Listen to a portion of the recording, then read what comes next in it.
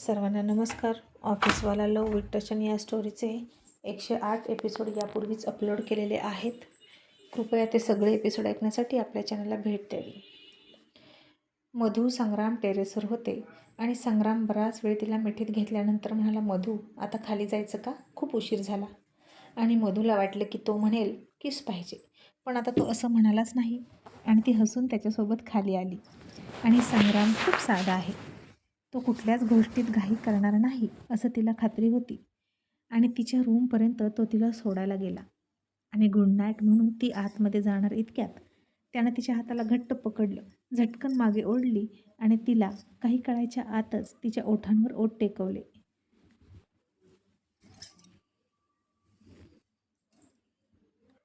आणि डीप किस करायला लागला. आणि मधू शॉक झाली. संग्राम दिसतो तसा साधा सरळ नाही असं तिला वाटलं. आणि आता तिनंही डोळे झाकून घेतले आणि आपण कुठे आहोत याचं भान विसरून दोघेही किस करत होते. आणि आता तिला किस करत करतच संग्राम तसाच तिला तिच्या बेडरूममध्ये घेऊन गेला.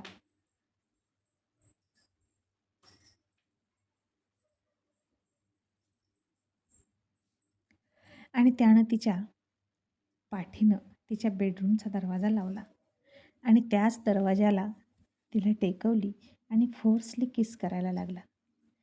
तिच्या कमरेवर त्याने हात ठेवले आणि आता त्याच्या स्पर्शानं आणि त्या आवेगपूर्ण चुंबनानं ती खूप खूप शहारली.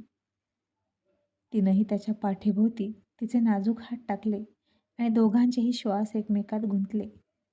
लाईफमधला हा पहिला किस होता आणि ते एन्जॉय करत होते. आता बराच वेळ दोघांचं असं सुरू होतं आणि इतक्यात दरवाजा वाजला आणि बाहेरून नेहाचा आवाज आला, मधू झोपलीस का गं?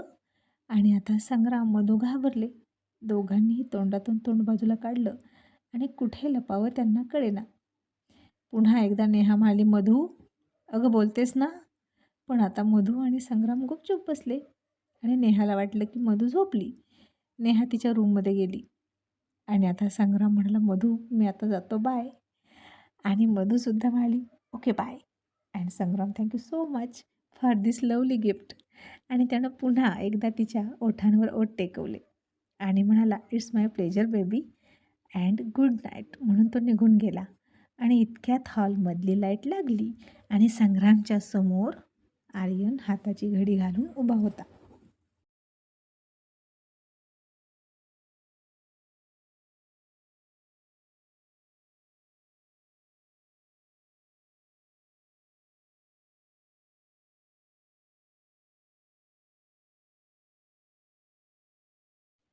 आणि आता त्याला बघून संग्राम जाम घाबरला आणि आर्यन त्याच्याकडे खूप रागात बघत होता आणि म्हणाला, काय संग्राम, तुला इतकं घाबरायला काय झालं?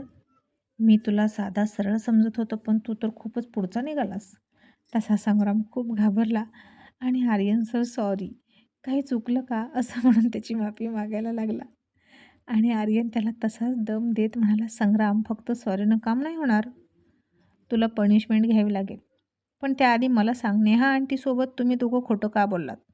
तू होतास ना आत तिच्यासोबत रूममध्ये, मग नेहा आंटीला हाक मारल्यावर तुम्ही ओ का नाही म्हणालात? याचा अर्थ काय होतो संग्राम? तुम्ही दोघं काय करत होता हे मला खरं खरं सांगायचं. आणि संग्राम आणखीच घाबरून आवंडा गिळून म्हणाला, आर्यन सर, ते मी आणि मधू मधू आणि मला एकमेकांना क क क की असं तो बोलणार इतक्यात आर्यन खूप मोठ्यानं हसायला लागला आणि संग्राम चक्रावला.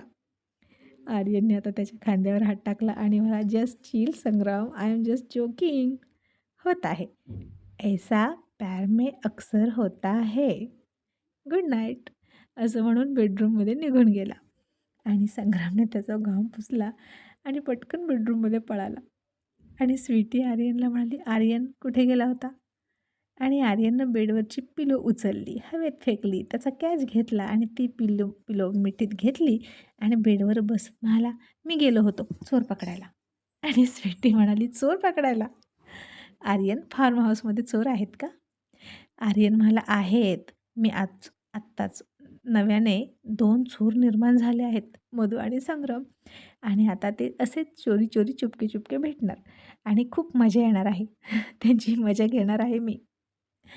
आणि संग्राम किती घाबरला होता मला बघून माहीत आहे का? आणि एवढा ना तो वेडा आहे की मला सगळं सांगत होता, की किस करत होतो मधूसोबत.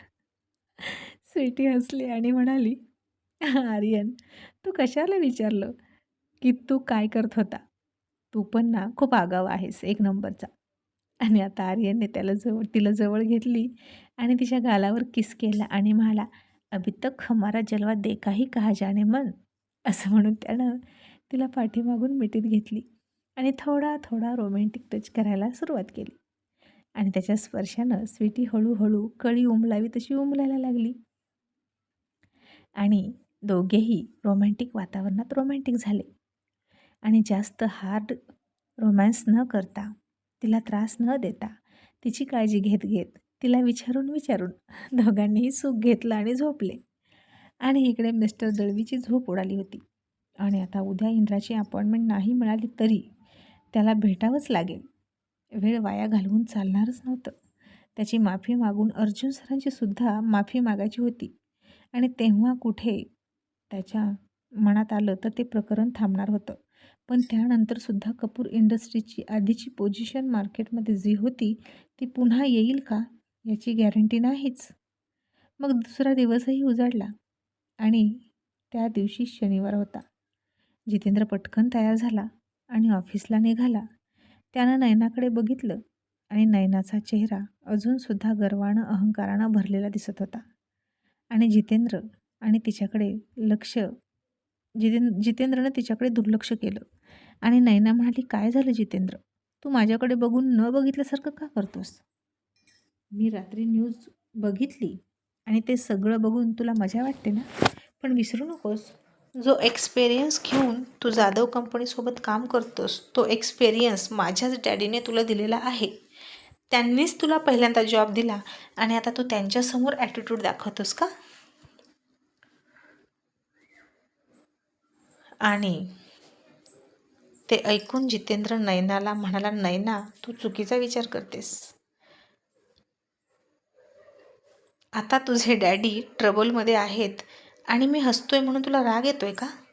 मग बाकीचे लोक जेव्हा दुःखात असतात आणि तुम्ही एन्जॉय करता तेव्हा आम्ही काय म्हणायचं? तुम्ही तर इतरांना मुद्दाम दुःखात घालतात, मुद्दाम त्रास देतात, स्वतःचं नुकसान करतात आणि दुसऱ्यांकडून भरून घेता. एखाद्याला त्रास देण्याचं तुमच्या मनात आलं ना तर तुम्ही मुद्दाम देता, समोरच्याला खोड काढून, जसं संग्रामचं करायचं तसं. आणि आता मी काहीच नाही केलं, मी स्वतःशीच खुश आहे, तरी तू असं बोलतेस? आणि जे झालं तुझ्या डॅडीसोबत, मी त्यांचा एक रिलेटिव्ह म्हणून, त्यांचा जावई म्हणून त्यांच्यासोबत आहे. पण तुझ्या डॅडीला विचार ना, त्यांनी कधी मला जावई म्हणून वागवलं का? त्यांनी तर कायम मला नोकरापेक्षाही वाईट वागणूक दिली. कारण का? तर मी तुझा नवरा आहे म्हणून. आपल्या मुलीच्या नवऱ्याला म्हणजे जावयाला लोक कसे ट्रीट करतात हे बघायचं आहे का? आणि बघायचं असेल तर अर्जुन सरांकडेच बघ. त्यांना इंद्रा सरांचा अपमान जो तुझ्या डॅडीने केला होता तो जराही सहन झाला नाही. आणि त्यांनी तुझ्या डॅडीचं होत्याचं नव्हतं करून ठेवलं आणि त्यांच्या जावयाचा मान वाढवला. आणि या विपरीत तुझे डॅडी, कायम माझ्याच मुलीला तू सुखात ठेव, माझ्या मुलीच्या डोळ्यात अश्रू नाही आला पाहिजे, तिची प्रत्येक विश पूर्ण कर असा धाक मला द्यायचा आहे. आणि तिच्यासाठी मी तुला जॉब लावला. आणि मग काय? त्यांच्या मुलीसाठी पैसे कमवून आणणारा नोकर आणि घरी तिला फिजिकली सॅटिस्फाय करणारा नवरा, दोन्हीही त्यांनी एकाच किमतीत खरेदी केले. आणि मी कंटाळलो आहे आता या सगळ्याला. आणि ती आर्या देसाई म्हणजेच इंदिरा सरांची बायको, त्यांनासुद्धा त्यांच्या नवऱ्याचा अपमान खपला नाही गं. आणि त्यांनीसुद्धा किती पटकन त्यांच्या अपमानाचा बदला घेतला. आणि तू कशी वागतेस बघ ना. मला कधीच तुझ्याकडून तू रिस्पेक्ट नाही दिलास, जो मी तुझ्याकडून अपेक्षित करत होतो. तुझ्याकडून मला कायम अपमानित व्हावं लागलं. त्यामुळे नयना, मला आता तुझ्याकडून काहीच अपेक्षा नाही. तू तुझा निर्णय घ्यायला रिकामी आहे आणि मी माझा निर्णय घेणार. आता मी तुझ्या डॅडीचा नोकर नाही आणि तुझाही नाही. त्यामुळे इथून पुढे माझ्याशी बोलताना व्यवस्थित बोलायचं. माझ्या मम्मीशी, माझ्या पप्पांशी बोलताना सुद्धा नीट बोलायचं. इथे एक सून म्हणून राहायचं असेल तर राहा, रुबाब करायचा नाही आणि जर हे सगळं केलं तर तुला बाहेरचा रस्ता दाखवणार म्हणजे दाखवणार, असं म्हणून जितेंद्र ऑफिसला गेला. आणि तरीही त्या नयनाला खूप राग आला. ती लगेच तिच्या डॅडीकडे गेली.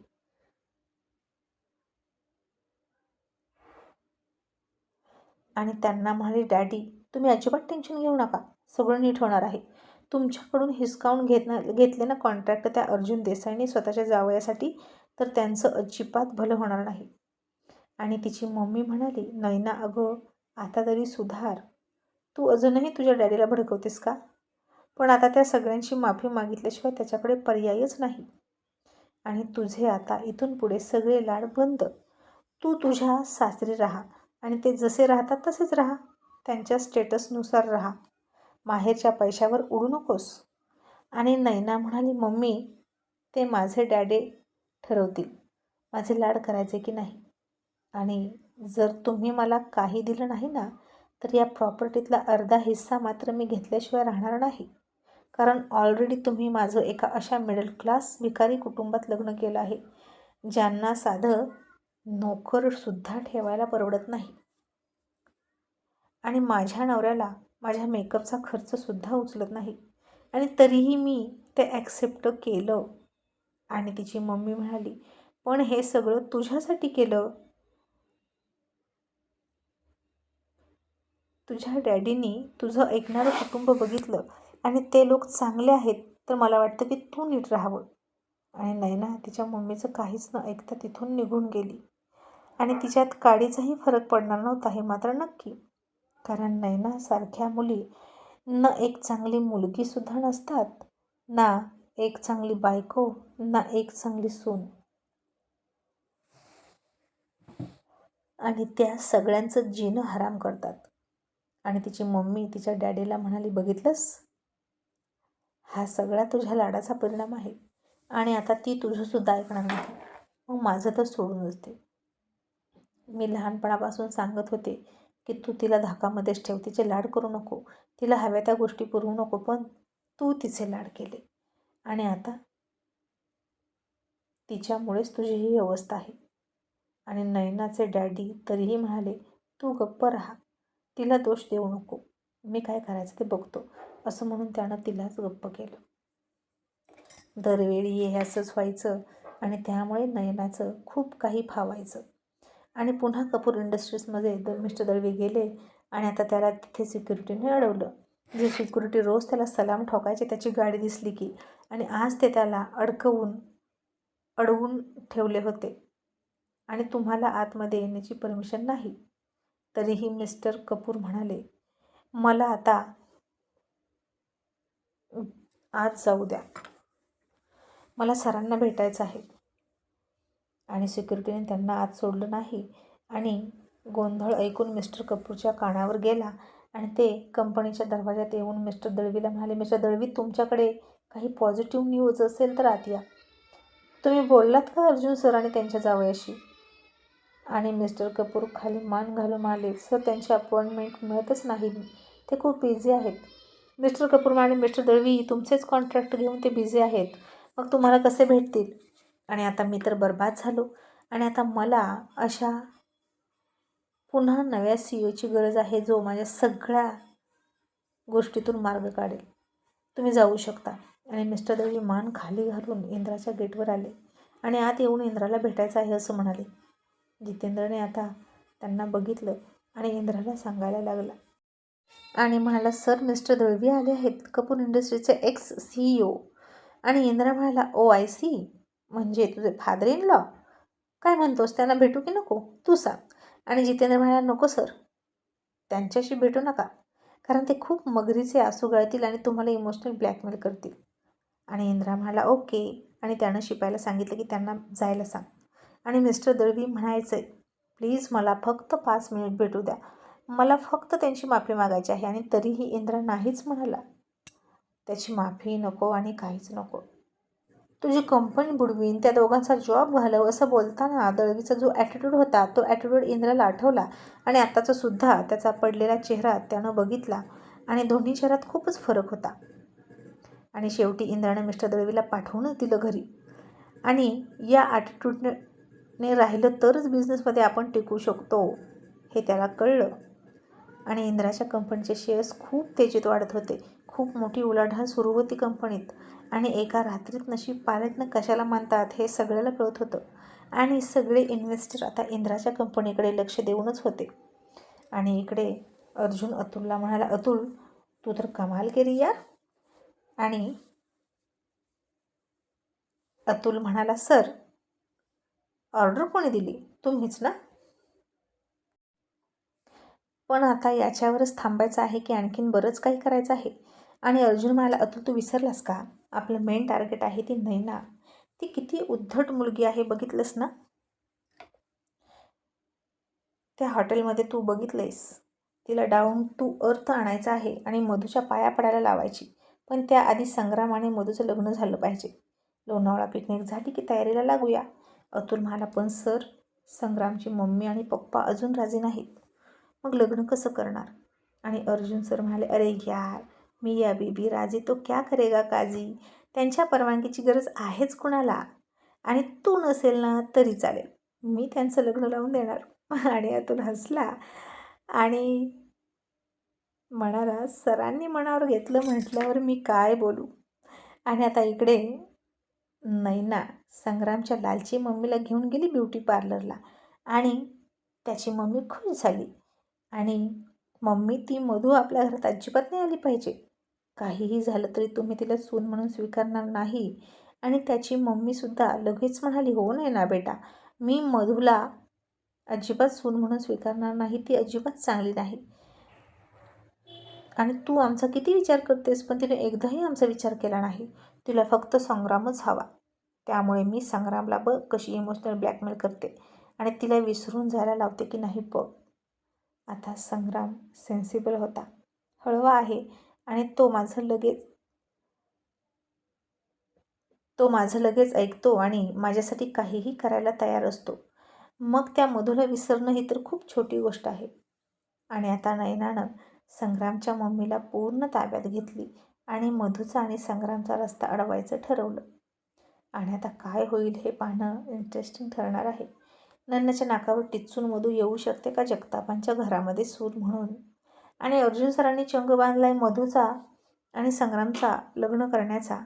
आणि नैना अर्जुन सरांना विरोध करेल का हे पाहणं इंटरेस्टिंग ठरणार आहे.